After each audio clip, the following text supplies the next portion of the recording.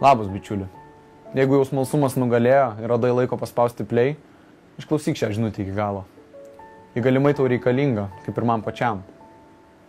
Absoliučiai nežinau, kas tu esi – moksleivis, pensininkas, studentas ar verslininkas, bet tikrai žinau vieną – tu esi gyvas.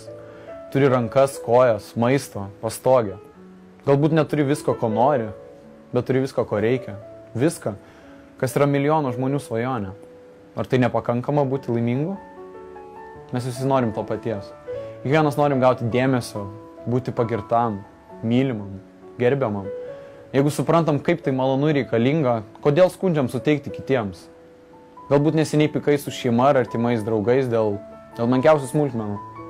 Tačiau kitą kartą tai darydamas, susimastyk, kad kai liksi vienas prieš didelę bėdą, būtent jie bus pirmieji, kurie atsidurs šalia, kai to labiausiai reikės. Niekada neteisk ir neapkalbinėk žmonių, kol jų nepažįsti. Nenuvertink jų, kol nepatikrinsi. Būk malonus, visada šypsokis, mokėk pasijuokti iš savęs. Išlik sąžiningas, niekada nenustok viskuo domėtis ir mokytis. Būk dėkingas, mylėk ir gerb kitus. Niekada nežiūrėk kitus žmonės iš aukšto, nebent jeigu tu padedi jiem atsistoti. Nes neklysta tas, kuris nedaro nieko. Nebijokit klysti. Nes jeigu yra kas nors žmonijoje neatleistino, tai neatleisti. Visuomeniai trūksta vaikiškų savybių. Priimti savo silpnybės ir jas pripažinti. Vaikams nėra gėda pripažinti tiesos, nes jie dar neišmokė dėvėti suaugusių kaukių. Jeigu kažkas nepatinka, taip ir pasakyk. Jeigu kažko nežinai, pripažink, o nepaisyk nesąmonės. Jeigu kažko nemoki, sakyk nemoku. Gėda yra apsimetinėti, o ne kažko nesugebėti. Skirkime daugiau dėmesio to nusipelniusiems, mylimiems ar bent jau talentingiems žmonėms, o ne perdėto pasitikėjimo savimi kupinėms visuomenės klaunams, gražuliams, socialinių tinklų pseudo žvaigždėms, šalčiūtėms ar rauliams. Ar tik nereiktų dažniau pakelti akis nuo telefono ekranų į daug vertingesnius ekranus, brangių žmonių akis. Ar ne absurdiška, kad liečiami ekranai sumažino prisilietimą vienas su kitu? Leiskite laiką su tais žmonėmis, su kuriais būnant pamiršti žvilgčioti telefono ekraną. Nustokit pavydėti, kopijuoti ir idealizuoti materializmo tuštybėj spirgstančias žymybės.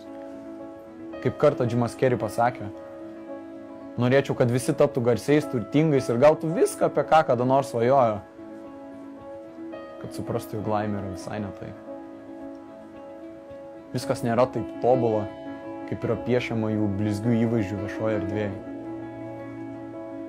Dažniau jie jums turėtų pavydėti tikrų draugų, tikrų jausmų ar elementarios ramybės. Tu nebijotinai turi svajonę, kurią turbūt pats netiki.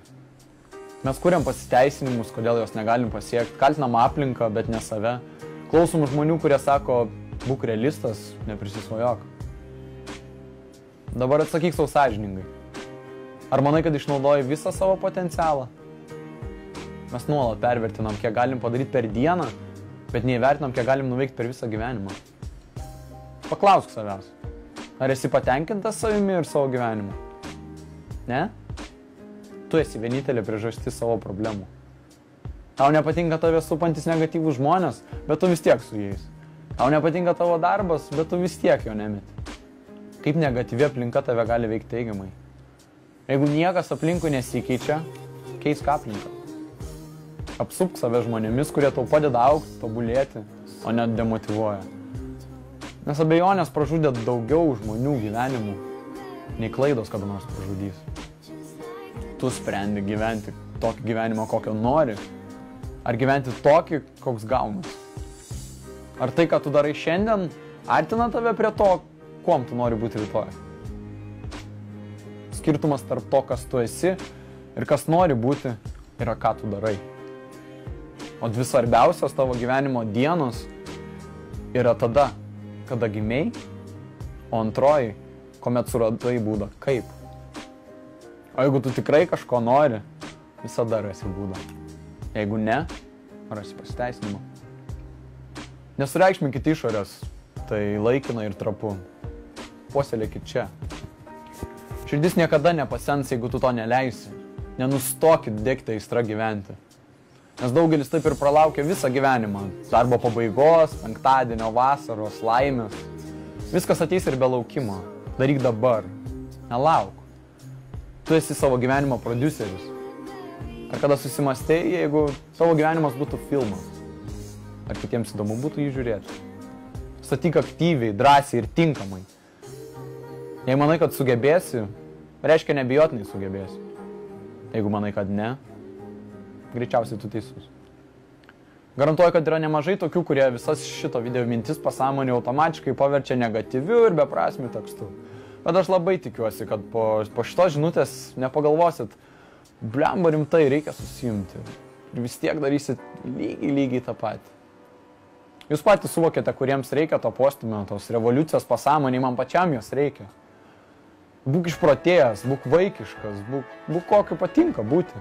Nes gyvenimas per trumpas, nugyventi būna nelaimingu. Nesiek būti vidutiniu, siek būti geriausiu. Nebūk kaip kažkas, būk geresnis. Geresnis už save vakar.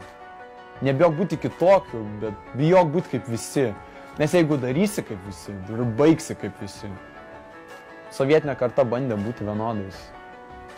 Ar dabar daug laimingų pagyvenusių žmonių matai? Pirmyn, aš tikiu tavimi.